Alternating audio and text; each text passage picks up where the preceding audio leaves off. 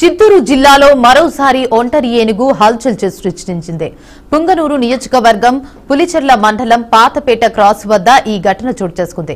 తిరుపతిలోని కుటుంబ సభ్యుల ఇంటికి వెళ్లేందుకు కూరగాయల బ్యాగుతో బస్సు ఎక్కేందుకు వస్తున్న సుబ్రహ్మణ్యం, రెడ్డమ్మ అనే దంపతులపై అకస్మాత్తుగా ఏనుగు దాడి చేసింది.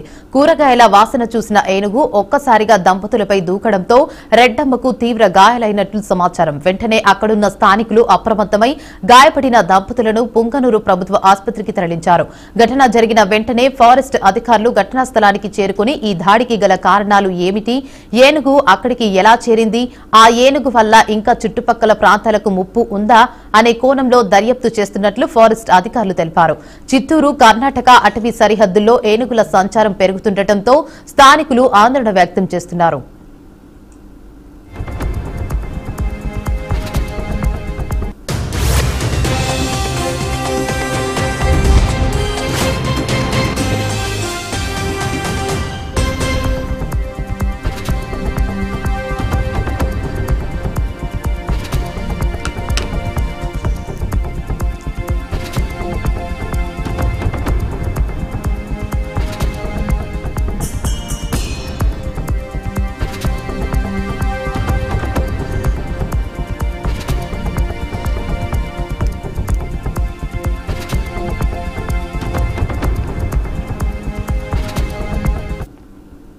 చిత్తూరు జిల్లాలో మరోసారి ఒంటరి ఏనుగు హల్చల్ సృష్టించింది.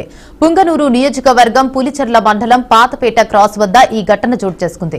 తిరుపతిలోని కుటుంబ సభ్యుల ఇంటికి వెళ్లేందుకు కూరగాయల బ్యాగుతో బస్సు ఎక్కేందుకు వస్తున్న సుబ్రహ్మణ్యం, రెడ్డమ్మ అనే దంపతులపై అకస్మాత్తుగా ఏనుగు దాడి చేసింది. కూరగాయల వాసన చూసి ఏనుగు ఒక్కసారిగా దంపతులపై దూకడంతో రెడ్డమ్మకు తీవ్ర గాయాలైనట్లు సమాచారం.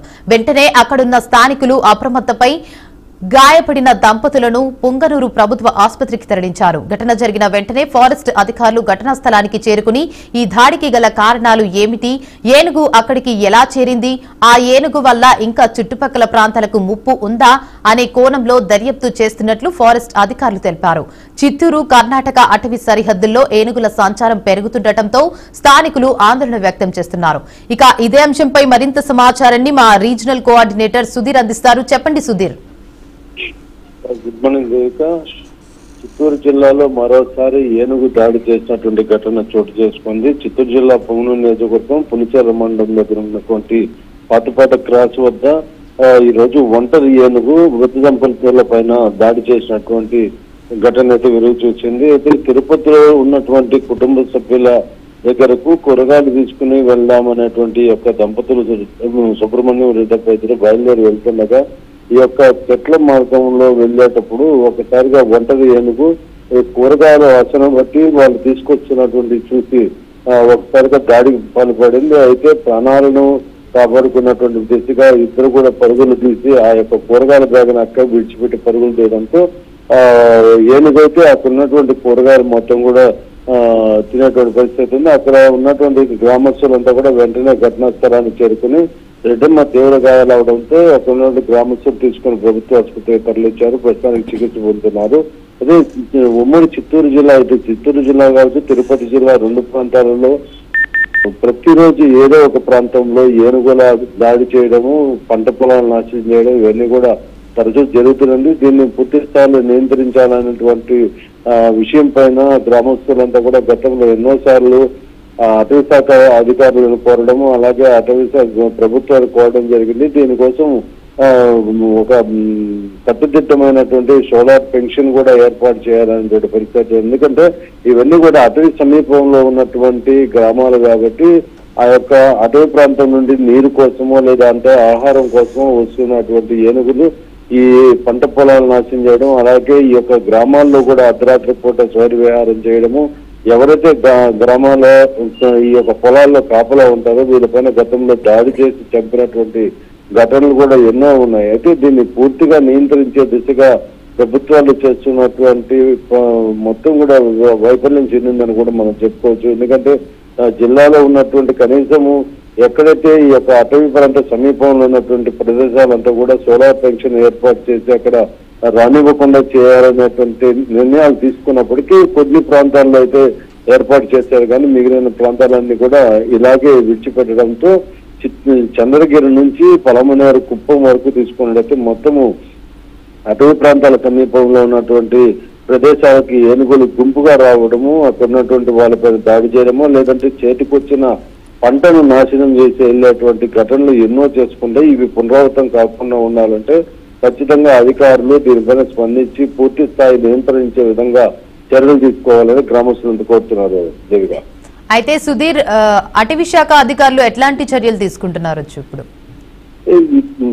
ప్రతిరోజు వారానికి 3 ఘటనలన్నా కూడా ఈ ఉమ్మడి చిత్తూరు జిల్లాలో జరుగుతుంది. యొక్క ఏనుగుల దాడి కావచ్చు, అలాగే ఏనుగులు స్వైర విహారం చేస్తూ పంట పొలాలను నాశనం చేస్తున్నటువంటి ఘటనలు.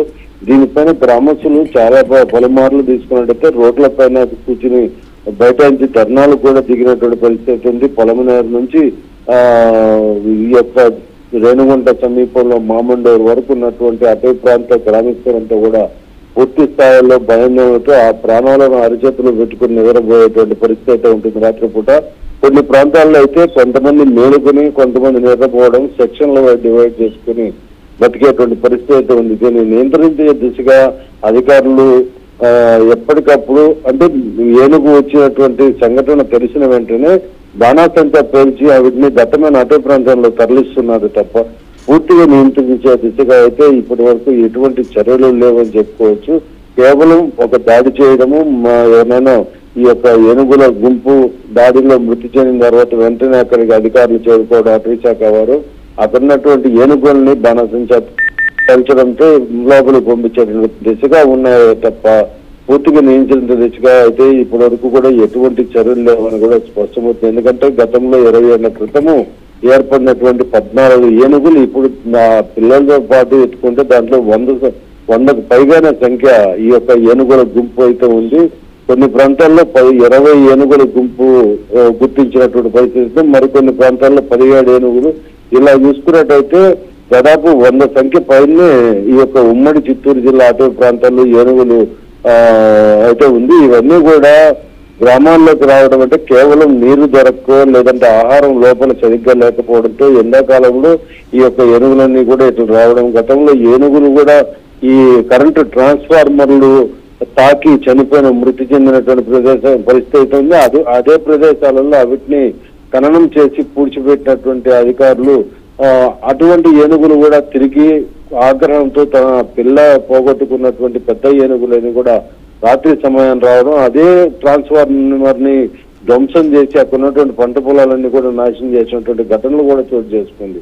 ఇవన్నీ గ్రామస్తులు నిత్యం పడుతున్నటువంటి పాటలను కూడా మనం చెప్పుకోవచ్చు. అయితే వీటిని పూర్తి స్థాయిలో నియంత్రించాలంటే దీని మీద ఒక ప్రణాళిక ప్రకారము ఉన్నటువంటి ఏనుగుల్ని ఎలా తరం కొట్టాలా, అవి రాకుండా ఉండాలంటే ఏం చేయాలనేటువంటి ఆలోచన తరము కొట్టేటువంటి దిశగా ప్రయత్నిస్తున్నారు తప్ప పూర్తిగా రానివ్వకుండా అయితే చేయలేరు. ఎందుకంటే త్రికోణంలో ఉన్నటువంటి రాష్ట్రాలు తమిళనాడు, కర్ణాటక, ఆంధ్ర.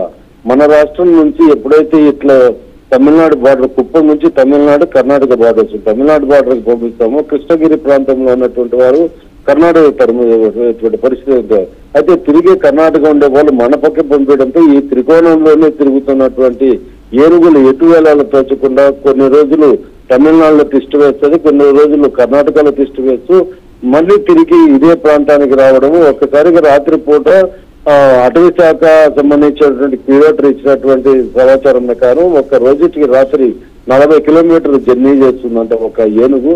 అటువంటి ఏనుగులు కుప్పం నుంచి దాదాపు రేణుగుంట ప్రాంతం మామండూరు వరకు అటవీ ప్రాంతాల్లోనే తిరుగుతున్నటువంటి పరిస్థితి. కేవలం ఆహారం నీరు కోసమే లోపల దొరక్కపోతే ఇట్లా పంట పొలాల వద్దకు రావడము, వరి పంటలు చేతికొచ్చేటువంటి పరిస్థితుల్లో అరటి చెట్లు ఇవన్నీ కూడా ఎప్పుడైతే చేతికి వస్తుందో రైతుకు ఆ సమయాన్ని వచ్చి ధ్వంసం చేయడము, అన్ని కూడా ఆహారంగా తీసుకుని మిగిలింది తొక్కి నాశనం చేసి వెళ్ళేటువంటి పరిస్థితిలో రైతులు బోరును విలపించేటువంటి ఘటనలు కూడా ఎన్నో చోటు చేసుకున్నాయి. అలాగే ఈ యొక్క ఏనుగులను అయితే పూర్తి స్థాయిలో నియంత్రణ దిశగా అధికారులు అయితే ఎటువంటి చర్యలు ఇప్పటి వరకు తీసుకోలేదు. కేవలం తరిమి కొట్టడం తప్ప పూర్తి నియంత్రించే ముందుకెళ్ళలేదని చెప్పుకోవచ్చు.